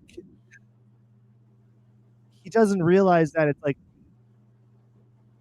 abnormal to forego that script. Like he doesn't seem to realize that, or I mean, he hates the script, but also he is being off-putting and it's annoying. Like I think it can be true. People are like both things can be true. That people are phony, or like a lot of people around him are phony and are morons, and he is also very annoying and He is also off-putting phony and a himself. moron. Yes, exactly. Both of those things are true. Yeah. Josh, is there anything we haven't talked about yet? Or even if we have talked about it, if you want to say more, is there something in this section you wanted to discuss? I don't think so. I only had 3 notes for this section that we read, and that was the back ass words wording. We briefly touched on the fact that we are finding out in chapter 9 that he also has a little sister after he goes on and on about his brothers. So I'm just waiting for the next, like, chapter 16, where we find out that he has like 2 dogs and a cat who want nothing to do but cuddle and love him to the end of time, but he just can't be with them for whatever reason. Yeah. The edge. Well, also, I mean, again, or an older sister. This is a very short period of time we're dealing with, so it's like, how often in a 5, 6, 7 hour span do you think about your siblings, or it's so it's usually like, it's usually all together. I'll say that Oh, much. Like, if I don't I know. do think about them, it's usually both of them at the same time. For my family, I wouldn't. Very I don't close. think that would be true. I think Well, about it's them. 'cause we're in a- I think part of about it's a them pretty family group chat. individually. I feel like the piece that we're missing here is, The of fact is course, you only Yeah. have one sibling, both of you. So yeah. Yeah, and what of it, Josh? You think you're better than us because you have multiple siblings? no, What I saying was you don't gonna have the say, opportunity to think of siblings plural. like, Holden's not a real person that we're holding a fucking mind reader ray gun to his head and extracting his thoughts in real No, time. I just find it bewildering. It starts off with him talking about his parents, and which to me means he's going to start talking about his family, and he does launch into talking about his brother, and like in the first couple pages. So like you're led to believe that's his family, is his parents and his older brother who's gone off to Hollywood. But then we find out a few pages later, or a few chapters later, that he has a younger brother who died, and I can understand there being a break between that, given the death in the family. But then we also find out a few chapters after that he has this little sister that he absolutely adores that hasn't come up at all. Yeah, I mean, I think there's 2 pieces to that. One is you could take away from Holden's omission of these characters and bringing them up at later points in time. It's like, I think that speaks to, like his, not even his mental state, but like his way of thinking. Okay. But then also, this is a literary character Salinger obviously made a choice as an author to disseminate this information to you, the reader, in this very deliberate, drip-fed kind of way. I mean, if in the beginning of the book, yeah, but like if in the beginning of the book, when he's talking about his parents and his other brother DB, we then got another 10 or 15 pages about his little sister and Allie before we got anything else about him being on the hill and Pensy Prep and blah blah blah. Like, you know, is that going to make the story better? I think probably not. You're right. I get where you're coming from here. I'm just saying it's bewildering to find out about it in chapter 9. If you want all of his family listed chapter out, 1 starts with his family. If you want all of his family listed out, you know, sequentially, then just read the Odyssey. Just you'll hear about all the characters right up front before we get into the story. Who begat who, and everyone who's related to you know, everyone else. Zeus. Yeah. Well, we'll be discussing that eventually, and we'll probably be complaining about it because probably it's not really what we expect of, you know, clean storytelling. I'm not saying it's bad storytelling. I'm just saying I'm bewildered that we're finding out about it in chapter 9 when we started learning about the family in chapter 1. I mean, Josh thinks point. of his family as one like just one unit. They're all together, like all at the same time. I can't believe you were about to say congealed. I know. I realize that's not the best. That's a super strange way to like talk about family. Like the gelatinous cube from D&D. Cronenberg's from Rick and Morty. I mean, what's a better? It's not a congealed blob, but more of like a Gundam or something. Coherent. Okay, first off, you're not thinking of a Gundam. You're thinking of a Megazord. Okay, whatever the fuck that is. Yeah, okay. Okay. The Megazord. Gundams do not combine. All right, they're Transformer. Separate. I don't know. Voltron. Voltron. Yes, that's what I'm going for. Combined. Yes, might be the word you're looking for. Oh, combined. Okay, that's a word. Okay, all right. And all form the little dead brother. Oh God. Oh God. I didn't know where you were going with that when you started with little and you went in a completely different direction. You're right. I could have went somewhere else with that too. Would have been fun. And so from this point forward, we'll refer to our families as our blobs. The blob I belong to, we did this. Yeah. I did have one other note, and that's I don't know why, but I had been with the word crummy had been coming up a lot, especially when Ackley was around. And for some reason, I guess I was just being a little dyslexic when I was reading it because I kept reading it as crumbly with an L. Because the B is in there. And I think when I think of the word crummy, like the weather is crummy outside, I think of that with 2 M's. Like, I know it's probably not how it's spelled, but like I don't imagine it with the B, because when I see the B, I start thinking of crumbs, like crumbly, like crumbs from food. So I just had the note there. So I realized at what did you think that meant? I was when they were saying like Ackley was that he was crumbly and talking about all his gross habits and like cutting his toenails. Crumbly? I thought it just made it even grosser. I was imagining like crummy cheese and stuff like that. It was like, ugh. It was like his like body parts are falling off. Like there's chunks of him that are just just like dry slowly. Dead skin. Yeah, that's what I was thinking of, or just like really gross. Yeah, it very gross. But yeah, no, the whole time it's been crummy, and it's just the spelling. I missed it because I was the way I read. No, I don't think that's a weird thing. I think a lot of people spell crummy with 2 M's. I think it's, that's yeah, because when you get the B, that's a crumb, which is like Crumby. Part of food, like Cumby, a piece of food, or Gumby. Oh yeah, Cumbies. Which Cumby is related to Gumby as well. Yeah, it really should have been Crumbies. Yeah. That would have been funny. That would have been really funny. And then they have like crumb cakes. Their big thing would be crumb cakes. here's what I want to talk about next, because Connor, you're just you're really just talking crap right now. He's talking crumbs. I'm talking Yeah. crumb, yeah. Yeah.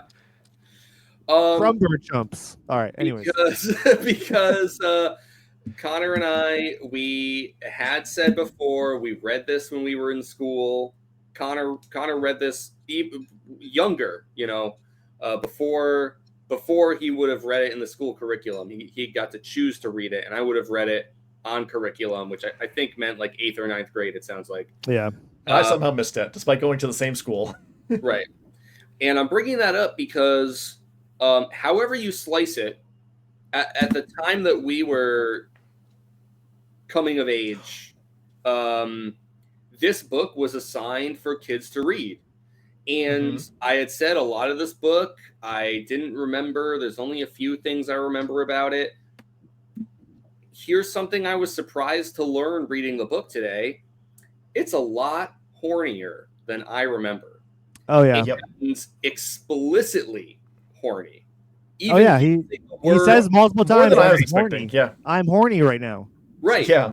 And again, listen, I am not a middle or high school teacher. I don't know what books are assigned to kids these days, but it just kind of feels like, given the political climate and the slide towards the right in terms of like the American political spectrum, I mean, I'd be kind of surprised. I would be kind of surprised if this was read at the same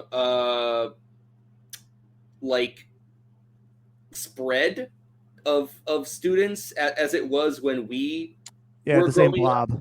The same blob. Thank you. That's the word I'm looking for. The same blob. Because I'm sure this book is still read. I'm not saying no one's reading it, but I have to imagine that less students are reading it in 2025 than when we were growing up.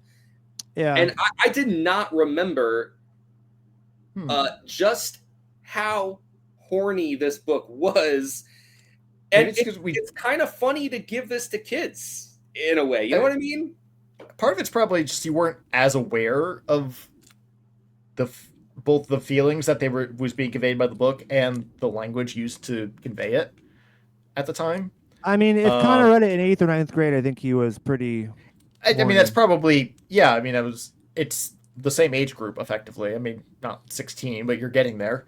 Yeah, I mean, just for me, because I'm pretty certain now. I think I read it the second half of my 6th grade year, which was young. Right. But I had, at that point, like, we had been into Green Day for a few years, so like, you knew the F word. Well, but we knew all about drugs and masturbation and sex and whatever. So like these weren't foreign concepts to me. And it definitely, but like I don't think I understood it. There's a reason it was at the reading level it was, not just because it's hard to read, but because you don't understand these concepts in the same way as you would if you were a bit older. Yeah, and I think I'm starting to see that this might be the reason why it's often included on banned book lists. I mean, I literally found my copy on a table that was said read a banned book. So yeah, I mean, it's interesting because it's explicitly sexual in a way where like the main character is saying he's talking about sex or thinking about sex, but it's also like it's not subversive really in the way that the modern banned books are. It's a straight white kid that is 16 and horny. Like that's really not that. It's in the eyes of the conservatives. Yes. Yeah. By modern standards and in the eyes of the conservatives, it's not really the kind of book that they are out to ban right now either. Not currently, but I could see how this would have gotten caught by some totally people with. Oh yeah, Nancy Reagan hated this book. Nancy Reagan she hated this book.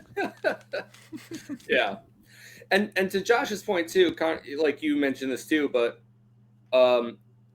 there's definitely a difference between like, oh yeah, I know what that word means, versus like I don't know, have a You understand the context. right. I have an understanding related to my own experience. Like this would have still been a weird kind of aspirational thing to read in a way at that time. And you know what I don't remember exactly? I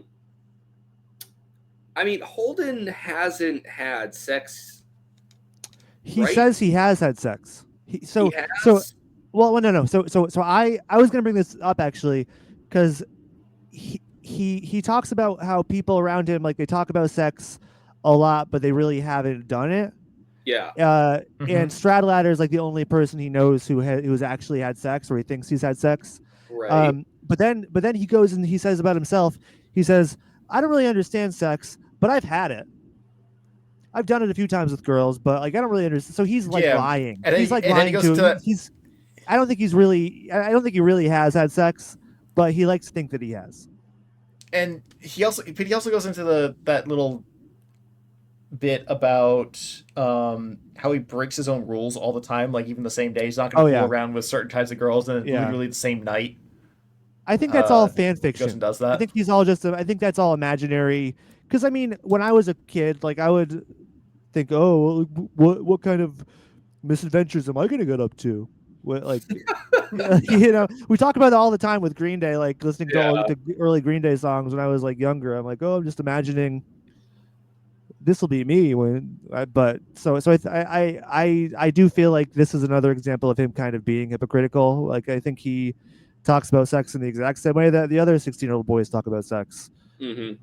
They say that they have it a lot, but they really don't. He doesn't understand it. He doesn't like. I mean, I don't know. Yeah, I mean, I don't. To me, it's still kind of unclear.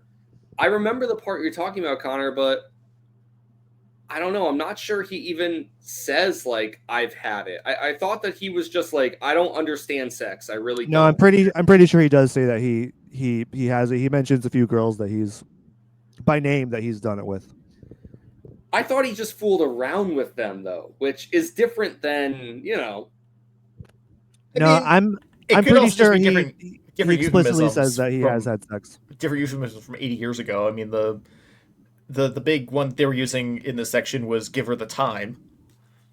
So, which I don't think anyone uses that these days at all. The first time that they say that, because Holden says it to that's why Stradlater punches Holden in the face. Is because like Holden's like, oh, so what? You were just giving her the time in the back of Ed Banky's car, and then Stradlater says, that's on a need to know basis, and Holden flips out. Yep. And I didn't even realize that was what the implication was until the next chapter where Holden spells it out, and he says as much that's exactly what give the time means, which I think is what Connor's referencing, but it's roughly the same part of the book. Yeah. So, bit of a tangent, backing up a little bit. I think I had a memory about all our reading classes back in middle school. Do you remember if this happened or not? But they wouldn't have like enough copies of the book to hand out to all of us, so they would give the classes different books, because we had the A-B classes, remember? So there'd be like the A English class, the B English class, so-and-so period. Mm-hmm. So I think what may have the reason I missed Catcher in the Rye, despite going into literally the same school as you guys, is I was just in the class that wasn't assigned it. I must have been assigned a different book. And I could not tell you what book that would have been. I don't remember what I was reading in 7th or 8th grade for English class. I remember the Phantom Tollbooth coming up at one point in 6th grade, I think. But that's about as much as I can remember at the moment. But I distinctly remember not reading Catcher in the Rye. They didn't have enough copies for you? Is that what you're saying? No, I'm saying like they wouldn't have enough copies because we had like 800 people in our class. Not for him specifically. Not just. Yeah, I mean, like to distribute to every class. He was the one that was left out. Like they couldn't give like they didn't have 120 books. They only had 60. So they gave one class Catcher in the Rye, and they gave the other class another group of books they had 60 of. Pulling numbers out of my ass, but I think that's what happened, but again, this is 20 years ago, and I was a kid just getting the book that was assigned Yeah. to me, so I don't remember. I just remember the stacks of books The that thing, were at the Josh might be side of the right. room. I remember there being A days and B days. And We had such a complicated schedule for middle schoolers, by the way. yeah, it determines like your schedule for the day. I can't remember if that related to splitting up, like, I guess English It classes was. and what you. But hearing you say it like that, Josh, I'm leaning toward you being right. Yeah. Yeah, I mean, and then there was also just the fact that you had different time periods throughout the day that there were different classes. So yeah, there'd be the 7A or the like the third A English class or something like that, or no, the AB was broken up by grade, not class. So you'd have 7A would be like seventh grade A group, I guess, and then you had 7B, which would be the Shelbyville class from seventh grade. Um, and then then it'd be like fourth through fifth period where like the main classes, and then we'd have our extracurriculars throughout the other periods in the day. I don't know, I'm digging through old memories now.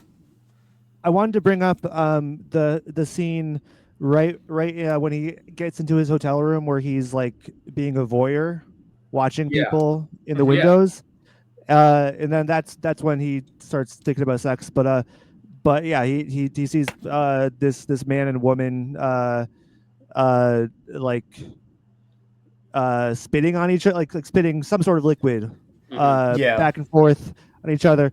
But that like really reminded me of the When I Come Around video, Connor.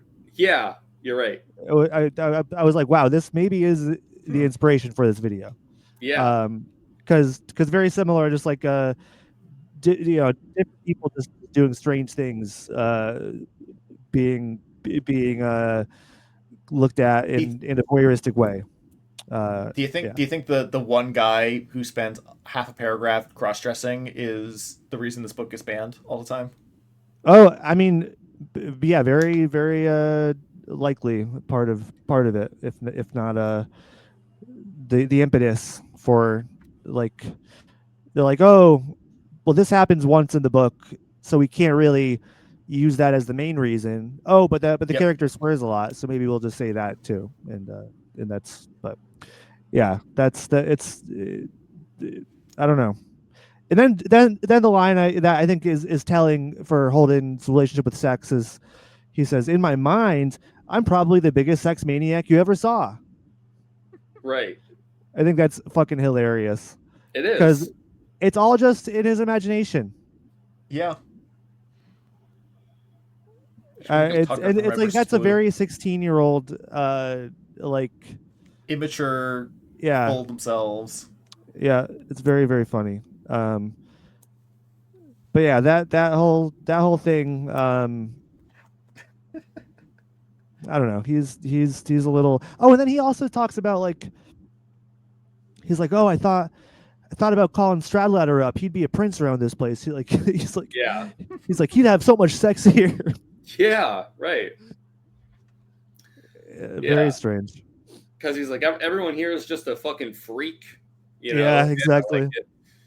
Holden even he's like, oh, I'm like the most normal person here, which isn't saying a lot, but and that's when he thinks about Stradlater too, and like Holden always no matter where he is, he always thinks that. He's always like, it's like that same idea you see too, where it's like there's this phenomenon, right, where an individual will think like, I'm the only sane person out of a sea of fucking insane fucking ghouls, and it turns out that every person in that group is having that same thought about everyone else there, like, and Holden's just, like, his whole life is like that moment over and over again, you know, never realizing that, yeah, he's the guy looking through the window at other people spitting on each other at this fucking pervert hotel. Like, that's the reality if you zoom out far enough, you know. Don't know if you want to stay at the pervert hotel.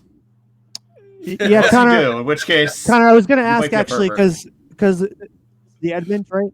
the Edmund Hotel? Yeah, right. I know you live in the area, so I was just wondering what your experience at this location was, because I know you've been around. I was wondering if this place is real. I Yeah. don't know. I'll tell you, there's some seedy hotels you can go to. That's for sure. But Oh, I'm sure I know you have some experience with those yep, those joints. yep. And let me tell you, they are truly seedy. They're called seedy for a reason. Yeah. Because you spread your seed. Not gonna You say spread your seed all over the ground. I mean, they're very gross. more about it than that. Shine a black light on those in those hotel rooms. There's seed all over the place. No, those are the Pollock hotels. Gross. The Trump hotels? Gross. Yeah, that's it's a whole other kind of blob we're talking about. I don't want to get into it. Anyways, Neither do I. Final thoughts, boys. I would like to finally stop thinking about this. My camera froze again. Darn it. You know what I wanted to say? There was no place in the conversation to mention this. Something about reading through this part of the book, it hit me. I was like, oh, wait. The catcher in the rye. I'm always like, why is this book called this? But it must be referencing the catcher's mitt from Allie. And oh, that's interesting. There's at some point in this book, they're going to have to reference the catcher's mitt again. And maybe there'll be a poem on it or something about he was in the fucking rye fields. I don't fucking know. But anyways, as I was reading through the book, it hit me this time preparing for this conversation. Because there's kind of like, Josh, you'll know for sure. There's like those Simpsons bits where it'll be like the Kane from Citizen Kane. Wait a minute, there was no Kane in Citizen Kane. And this is like, I feel like, oh, I can't think of from where, but I know I've heard from a show or something, a joke where someone's talking about the catcher in the rye, and they're like, oh yeah, I love that book where he's catching all that rye. And it's that. Okay. Are we just gonna be listening to this? Connor, you're gonna get us DMCA. They were laughing at your joke. I cannot do this. I cannot do this Seinfeld bit right now, buddy. It's a little too much. They were laughing at your joke. I don't know. You should be happy. So, anyways, I feel like that could be like a Scrubs reference that you were going into there. I feel like that's something that would fit in there, but I just don't know exactly. I can't remember. It doesn't matter. I thought about that. Anyways, my final thoughts for this section are, I think it's cool we're out of Pensy Prep. I knew that this book, was going to focus more on like where he's at now. And I felt like this section of the book like really further highlighted just how freaking skewed Holden's perception and his self-image really is. Because yeah, it's like before, when he's with a whole bunch of kids at boarding school, you kind of do get the idea like everyone here sort of is a fucking freak phony. Like I did think it was easier to sympathize with Holden in that regard. And I think that's intentional. I think that you're supposed to kind of like be introduced to Holden's train of thought in an environment that endears you to him maybe a little bit more, only to pull the rug out from under you the second he leaves and he starts talking with like quote unquote normal people. It really feels like, oh no, like there's a bit more going on here than it might have seemed like at first. And so it's almost like kind of worrisome to keep reading because it feels like Holden is sort of let loose in an environment that he shouldn't be in at all, surrounded by people that he shouldn't be with or near at all. Like it feels like he's kind of set up to be taken advantage of in some way, because he keeps feeling like he's at the top of the heap, and that he's, you know, he has this like unique vantage point over everyone else. But we've already identified the ways in which many of the characters he's interacting with kind of see through him and are maybe have the upper hand on him in a way that he's just not privy to. And I guess I just wonder how that's going to develop, because it feels like we have to be close to something major occurring. You know, I don't think that this book is just like a slice of life series of vignettes about some guy's time in a hotel. Like, something has to happen for this to be a narrative, right? Like, something has to occur, and to have lasted 80 years. Yes, something's got to give. And so I'm kind of nervous about that. I don't really know what that thing is. I do have some ideas, but I don't know, and I kind of have some anxiety going into these next 5 chapters. That's you're like this. All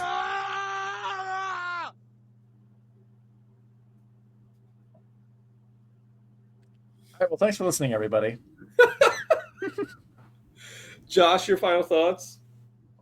I'm still not very invested in this book. I feel Connor, seriously, shut the fuck up. They were applauding you. I don't know what to fucking say, dude. Anyway, I can't sympathize with Holden all that much, and he's just very grating on me with his personality. I'm gonna stick through the book, obviously, but I'm already sensing this is going to be the lowest rated book You ain't got no choice, buddy. Give.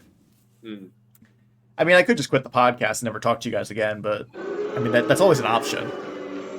They're booing. They say, "We don't do that. We want you. We want you to stick around." Well, Josh, we appreciate your honesty. But I am like I'm still curious. Like, this is often cited as a classic, and I at the very least I need to check it off. And is it only because there's no aliens or elves or anything? Is that why you don't like it? No, it's because I've read plenty of books that don't have either of those. Yeah, it's just so far this one hasn't grabbed me. Do you think it would be improved if like Holden was like, "Oh, I got this cool laser gun"? No, I don't think it would be. That a little alien gave me. I mean, that still might happen for all we know. Well, yeah. Well, I don't. True. I don't want to spoil it for you guys, but we do meet a little green alien. Like a little green alien does give him a laser gun very soon. It's the same alien from the Flintstones. Kazoo, yeah. That's exactly what I was thinking, by the way, when you said little green alien shows up and gives him a gun. It's like, and only he can see him. Yeah. Well, actually, that's kind of believable. He's just having a like delusion. Psychotic break. Yeah, psychotic break. Yeah. Well, I don't know. We'll see. We'll see. But we'll see what happens. Yeah. Connor, what do you think? I'm upset that when Josh uses the soundboard on Discord, it's all cool, but when I use it, it's like, what the fuck are you doing? Get the fuck out of the soundboard that I use on Discord lasted at most 2 seconds. 3 seconds. All right, buddy. Yeah, sure. No, I didn't interrupt you. I come on, man. No, I'm still really enjoying this book. I mean, I always put off reading. I'm like, I'll read it at the last second, but and I still kind of am, but it's very enjoyable. It's not hard at all to get through for me. It's fun. I mean, not that the other books we've read were not fun, but it's not in the same way. It's like I don't know. It's easy for me to exist in this world. And so it's been a very smooth ride for me so far, and I'm excited to. And I'm like, oh wow, yeah, this is why I I loved it so much back in the day. It's still doing it for me. So I'm excited, and like I know the broad brushstrokes of what happens, obviously, but like the like this book is all about the small details, the small moments, and the small and the things Holden says and thinks, and so it's fun to be on that ride again, because that's totally evaporated Mm-hmm. over time. So yeah, and I'm excited to see how Josh reacts by the end of it, because I got a feeling that things may be a bit different for him by the end. It's entirely possible. I think he may hate it even more. I'm just saying, like, it hasn't. I don't hate it, but I am not. Give it time. I'm not connecting to the book as much as I would have liked for something that's considered such a classic. Right. Yeah. Give it time for that hate to grow. I think that'll be a bigger discussion, like as we talk about this book as a whole. That'll probably be an interesting thing to dissect a little bit more. Yeah. The book's status as a classic and what that means and why, like, because it is interesting. It's always interesting. We talked about that with Lord of the Rings too, to varying levels of success. We kind of all agreed there's a huge amount of Lord of the Rings that's dry and boring, and yet, yep, it's a fucking titan of literature. Hell, we were saying there were parts of the movie did better. Yes. Yeah. So yeah, it's always weird sometimes, the things that endure. It's they usually have. Sometimes I wonder if it's like because of the ways that they are not like easily digestible, or they're not. It's not only pleasant. There has to be some level of like difficulty or challenge or something for it to like stand the test of time. And I do think this book has some of that. So gives me hope for the stupid story that I've been working on for the last couple of years. Well, just Josh, you need your main character to be like Holden. Just give him Holden's personality, and then you got Flash on your hands. Yeah. Nope. Yeah. That's my only note for you. I would just emulate his entire, like his speaking habits and all of that. Yeah, exactly. Just make sure he wears the hunting hat. Copy all of Catcher in the Rye. Just make that my book. Yeah. And maybe add a few laser beams. Just call it Pitcher in the Corn or something. You'll be good. Yeah, that's good. Isn't that Field of Dreams? Yeah, pretty much. There you go. Done. All right. Well, I'm looking forward to our next discussion. Connor, can you take us away? Yeah, you can follow us on social media at Chapter Chumps on both Twitter and Instagram and Blue Sky. Sorry, Blue Sky. Not even really Instagram, but if you want, I guess if you really want, fine, follow us, whatever. But yeah, Blue Sky, Twitter. Also catch us live on Twitch at Corrupted Television. Yeah, we're at Corrupted Television on Twitch now. This is our new official Twitch user name and location to catch us streaming live. And then you can also find us at on YouTube as well. If you can find us, great. If you can't, oh well. No, we're currently at Corrupted TV, Corrupted TEEVEE. We're trying to fix that. We're working on that. We're working on that one.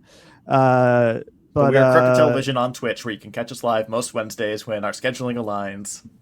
Correctamundo. Give us a nice 5-star rating and a lovely review on Apple Podcasts or wherever you review podcasts. But most importantly, folks, until next time. If you build it, they will come. They really will.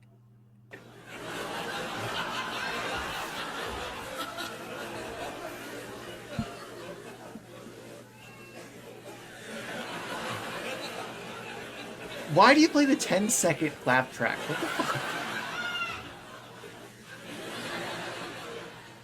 All right, bye guys.